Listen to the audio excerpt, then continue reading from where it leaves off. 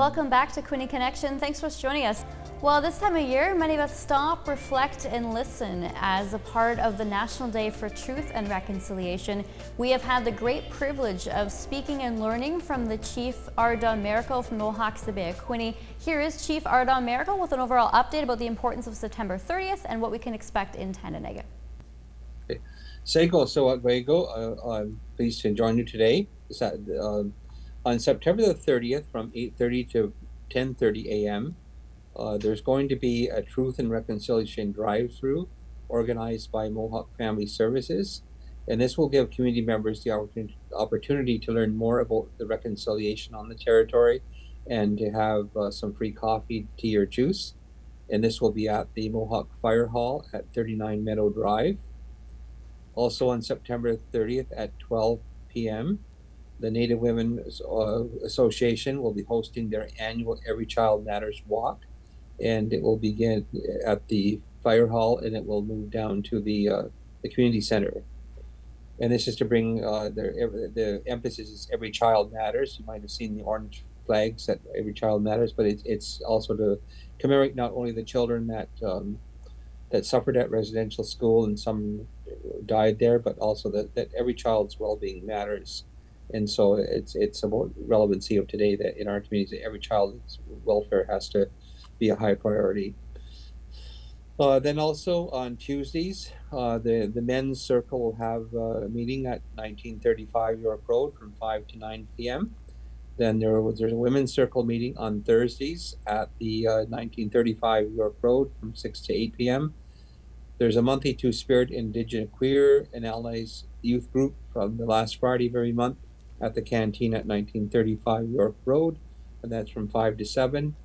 And then from October the 5th to 11 a.m., the Garwin-Haftadi Sports Complex, 1935 Road, will have a harvest festival. And then we're going to have a corporate dinner, but it's for the corporations who are helping us with our long-term care project that will be on October the 27th. Are you speaking at other events outside Tandanega, let's say maybe in Belleville for the National Day of Truth and Reconciliation?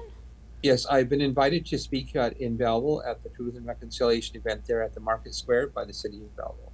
Good to hear. We're seeing a lot more communities outside the Bay of Quinte, non-Indigenous people really wearing orange shirts and stopping and reflecting and pausing and learning about this. Are you finding more and more people are aware and really want to take a moment and really learn? Yeah, there's been a good turnout for the events in our community, and there's also, I've noticed at the Market Square in Belleville, there's been a good number of people turn out for that event as well. But by and large, these were the impacts of colonialism when Canada's goal was to assimilate Native people into the body politic, as Duncan Campbell Scott put it, was to eliminate any Indigenous identity, both in language, culture, spirituality, and to make sure that First Nations were very anglicized or became French in their identity, or they became English in their identity, and anything Native was taboo. And so to a large extent, it's had its impact on the well-being of the people. It hurt, first of all, the older people who didn't like it. It hurt them to see that their language was denigrated, that it wasn't good enough to continue on in their families, and it just created a lot of harm in terms of teaching people that there's something wrong with their identity, and that they were inferior to the white race or to the English race, or their language didn't have any relevancy, and that if they hung on to that, they were going to be backward. Of course, and the only way the government could accomplish that goal was to separate the children from their families. And oftentimes, when they went to residential school, they lacked good nutrition. There was overcrowding. There was tuberculosis. There was disease, and there was death of many of the children there. As a matter of fact, the medical officers of health often were very critical of both the government and the church for the conditions that they saw in the residential school and the impacts it was having on the children. Oftentimes they suffered not only mental abuse, physical abuse, cultural abuse, spiritual abuse. They also suffered physical and sexual abuse as well at these institutes. And they were helpless. They were children. There was nothing they could do. They were there, and hundreds of miles away in some cases from their families. And oftentimes the children were put as far away from their communities as possible to make it difficult for their families to even be able to afford to go and see them. Many of the children never even came home in the summertime to be with their families, so they became disconnected from their identity as Indigenous people and disconnected from their families. And so oftentimes through the assimilation process, they were different when they came back than when they left, and then sometimes they were not really accepted. Was there a day school running in Tyendinaga during that time, Chief? We had Indian day schools here, and what the same curriculum was and policy was at work there. The only difference was that the children didn't sleep there. They went home at supper time and with their families, but the same policy was there.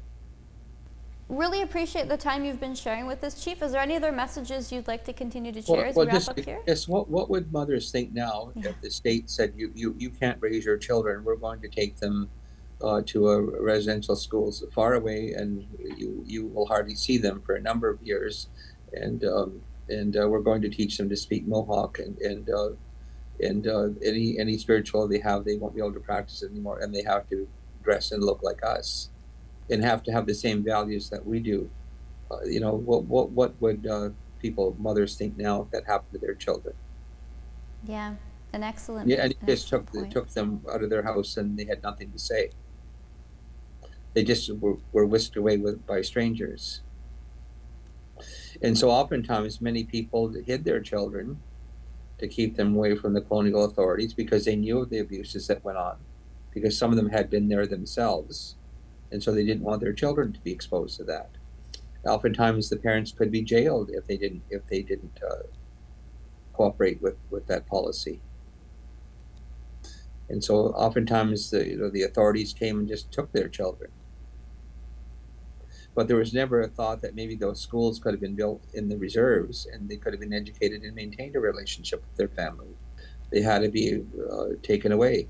And so it wasn't all too long ago, there were still reserves that didn't have schools. Yeah, we're certainly learning a lot more about that, but it is good to see more people are aware of that. Once again, Chief Maracle from Mohawks at Bay of Quinte. Chiefs, thank you so much for taking the time, really explaining this to us and our audience, and wishing you good luck going forward. Okay, thank you very much.